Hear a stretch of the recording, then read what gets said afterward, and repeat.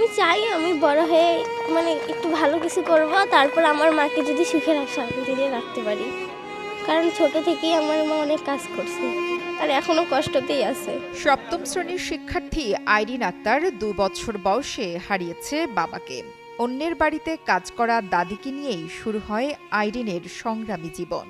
কখনো খেয়ে আবার কখনো বা না খেয়ে কোনো রকমে চলছিল দিন।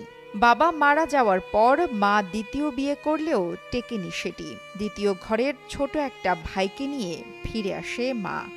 আবারও শুরু হয় আইরিনের কষ্টের জীবন। এবার মায়ের কষ্ট লাঘবে বসুন্ধরা শুভ সঙ্গের প্রশিক্ষণ শেষে হাতে পান সেলাই মেশিন। আমার নাম আইরিন আক্তার। আমি সপ্তম শ্রেণীতে পড়ি। আমার বাবা মারা গেছে।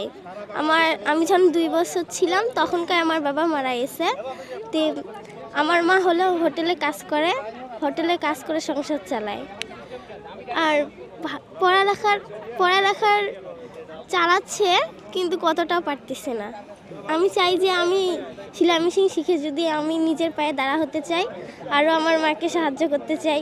আইরিনের মতো খাদিজার জীবনের গল্পটা একই। 7 বছর বয়সে বাবা হারায় খাদিজা আক্তার। নানির কাছে মানুষ হচ্ছিলেন তিনি। মা বিয়ে করে চলে গেছেন অন্যত্র। নানিকে নিয়ে কোনো রকমে দিন পার করছে খাদিজা। সেলাই মেশিন পেয়ে স্বাবলম্বী হতে চায় সেও। আমি ছোট থেকে আমার নানির কাছে মানুষ হয়েছি। আমার নানি মানুষের বাসায় কাজ করে আমাকে বড় করছে, তাই আর কি সেলাইয়ের কাজটা শিখছি। শিখে আর কি মেশিনটা পাইছি, পাই এখন নিজের জন্য কিছু করব আর আমার পরিবারের জন্য কিছু করে রোজগার করব। আমার যখন 9 বছর তখন আমার বাবা মারা গেছে। আমি তো কিছু বলতে পারি না। আমার মা ওইভাবেই কষ্ট করে আমাদেরকে মানুষ করছে, 3 বোন আমরা। আইরিন খাদিজার মতো 20 জন অসচ্ছল পরিবারের স্বপ্ন পূরণ করতে, তাদের জীবনের গল্প পাল্টে দিতে আলাদিনের চেরাগের মতো হাজির হন বসুন্ধরার শুভ সঙ্গ। সোমবার দিনাজপুরের বীরগঞ্জের সরকারি কলেজ মাঠে আয়োজিত এক অনুষ্ঠানে এসব অসহায় নারীদের মাঝে সেলাই মেশিন তুলে দেয় বসুন্ধরা শুভ সঙ্গের বন্ধুরা। এ সময় বসুন্ধরা শুভ সঙ্গের প্রশংসা করেন অতিথিরা। 03 একটা তথ্য দিয়েছেন, এর মধ্যে হলো আনএমপ্লয়মেন্ট, জিরো আনএমপ্লয়মেন্ট। আনএমপ্লয়মেন্ট ক্ষেত্রে দুইটা বিষয়, একটা চাকরি করা আর একটা হলো নিজে স্বাবলম্বী হওয়া। বসুন্ধরা যে উদ্যোগটা গ্রহণ করেছে প্রত্যেক মানুষকে কর্মক্ষম করে, দক্ষ করে, সে যেন নিজের উপার্জন নিজে করতে পারে, সে যেন নিজের জন্য, নিজের পরিবারের জন্য, রাষ্ট্রের জন্য যে অবদান রাখতে পারে, সেজন্য এই উদ্যোগকে আমরা মনে করি বর্তমান সরকারের যে এজেন্ডার সাথে অত্যন্ত সামঞ্জস্যপূর্ণ এবং সহায়ক। এবং এটা যদি যারা উদ্যোক্তা তারা যদি যথাযথভাবে এই উদ্দেশ্যটাকে মনে প্রাণে ধারণ করে, আমি যদি বলি আমি আকাশ ছুঁতে চাই, তাহলে এটা আকাশ ছোঁয়ার সিঁড়ি।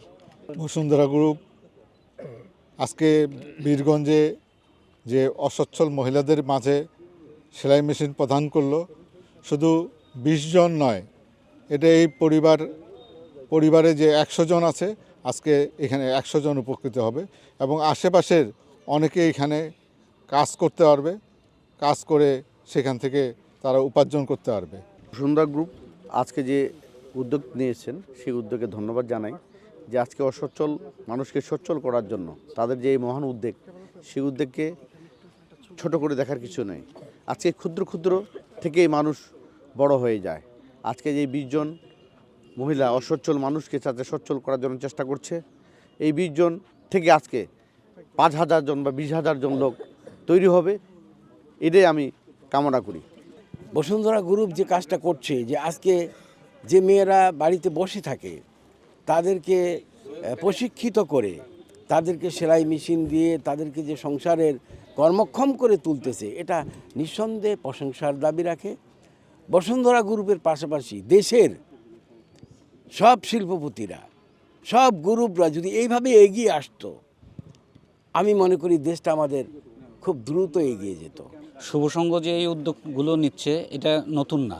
বীরগঞ্জ সরকারি কলেজের প্রিন্সিপাল হয়ে আসবার পর থেকে দেখছি যে শুভসংঘ বীরগঞ্জ এই কলেজ মাঠে দরিদ্রদের বস্ত্র বিতরণ করে দিয়ে থাকে।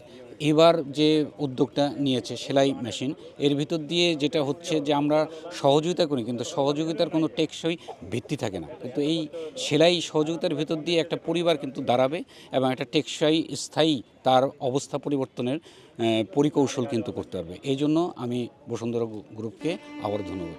শুভ সংঘ পরিচালক জাকারিয়া জামান জানান, অসচ্ছল নারীদের স্বাবলম্বী ও স্বনির্ভর করতে বসুন্ধরা গ্রুপের চেয়ারম্যান আহমদ আকবর সোবাহানের নির্দেশে ধারাবাহিকভাবে দেশের বিভিন্ন জায়গায় সুবিধাবঞ্চিত এসব পরিবার খুঁজে বের করে সেলাই মেশিন বিতরণ করে যাচ্ছে বসুন্ধরা শুভ সংঘ। সোহেল রানার স্বপ্নর তথ্য ও ভিডিও চিত্রে নুসরাত জাহান কলি, কালের কণ্ঠ।